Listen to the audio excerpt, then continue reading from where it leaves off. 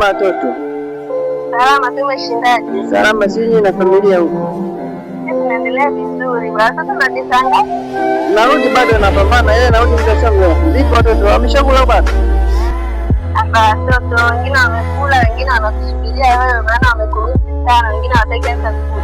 Waambie narudi baba walipo kutafuta, sija narudi basi wewe kukaa. Sawa, tunajitahidi basi kuwahi watoto kuone kabla hawajafika. Haya, asante sana. Asante. Haya basi. Maisha yani napambana huko.